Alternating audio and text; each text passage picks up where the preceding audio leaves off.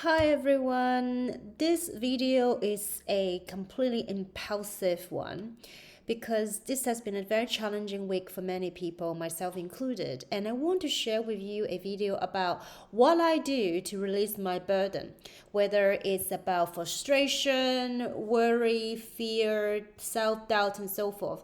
What do I do in those situations? Because let's face it, there are plenty of these occasions and life keeps changing and it happens, so I think it's useful to share with you so some of the things that I do and I find them really helpful, and I hope you will find them helpful too. So, a little bit of context. I just released or announced my Goddess Self Care Day event, which I've been thinking and dreaming and planning and really excited about it for a long time. Even my husband can testify that I've been talking about it or really eager to share it with other women to have a really fun time together. It has been so long since we do in-person events. I really want to do something for women, nurturing their body, mind, and spirit.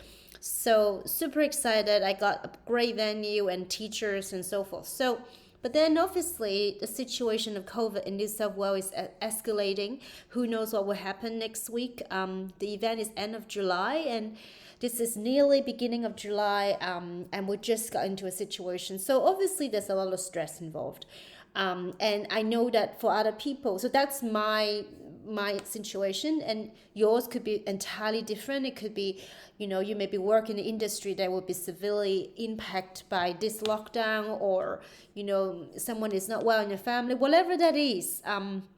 That you feel like it just in your head. And I shared with you before that I do movement, power of 10. I think a little exercise, a bit of movement helped me get out of the head. So that helps. But I'm saying this video is specifically about how do we release the burden of frustration, fear, worries, self-doubt, and so forth. So I really love the work of Tosha Silver, the way she explained how to let divine take the lead, because we do our part. It's not about being passive, but there are certain things out of our control. Sometimes it's in a greater plan or for the greater good. We just don't know what it is yet. And sometimes we don't have to push and fight so hard, but let the divine take the lead. And I really like it and I really need it in the times like this, because obviously that's beyond our control, and we do our part at best, say keeping your distancing or isolation and keep yourself healthy and so forth. So there's a lot we can do, but there's also a part of it we have to release. So one other thing I do, and my family can tell you sometimes it's just a bit weird what I'm doing. So I love to consider it's like an offering.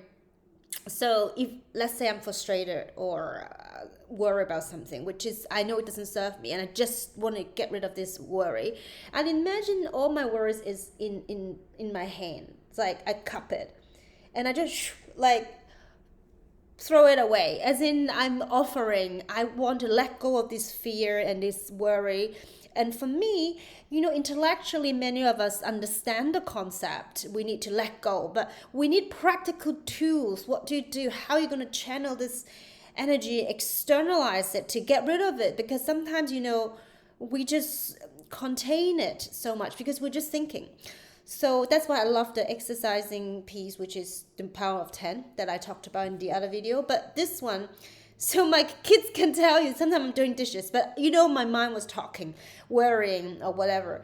Then I would just imagine I cup it in my hand, all the fear, all the worry, and then go, phew, I offer it to the divine, or I throw it away.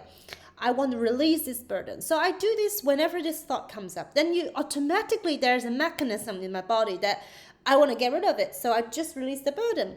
And I find it super effective for me, so that I kind of train myself to stop drilling into it, stop the repetitive downward spiral. When I hear myself thinking and talking a certain way, I say, I don't want this. So I cup it, I throw it. So that's one way of me dealing with this. And then another way I want to share with you is, so as I said before, I love Tosha Silver's work, and this is her Wild Offering Oracle cards. And they're different from other oracle. It's not like there's no guidebook and so forth, but it's just beautiful card. It just happens that it's created by an artist. I really love her work, Katie. Daisy. And so often I would draw a card because it's exactly, a message that you need at that point. And it is, I mean, it's crazy. So I just got this deck out yesterday. And obviously, this scenario was escalating with the COVID in New South Wales, and I'm worried about my events and so forth. So I picked the card, and the first card I got was patience. And it makes total sense. I don't even have to elaborate. And then on another occasion, actually, I want to show my husband. So I picked another card, which is true offering. And the word really spoke to me. First of all, it's really beautiful. I wanted to see it. True offering. So it talks about, may I release the fears, illusions, and addictions that keep me from true offering. May I relax into your plan, the divine plan, trusting the next steps will always be shown. Use me, love. Use me for the highest good. I'm yours alone. So that's the thing. Like when I was doing this offering, getting rid of this burden, this card came up. And it just, may I release the fear? And that's exactly what I needed. And then this morning, again, I begin my day on my desk and I randomly pick a card. This came out again. So it's like I didn't get it, or I need to be reminded. I don't know. But it's all about offering, releasing the burden. And I think it was really useful for me to be reminded. And that's why I want to do another video today to share with you that it happens. Sometimes we just feel this burden of fear and worry and frustration. And then we got to find some mechanisms to release it. So it may be picking a card. It may be doing this throwing. It may be the power of 10. It may be going for a walk. Maybe sit down to meditate. Whatever that is, I hope you find a tool that is useful for you.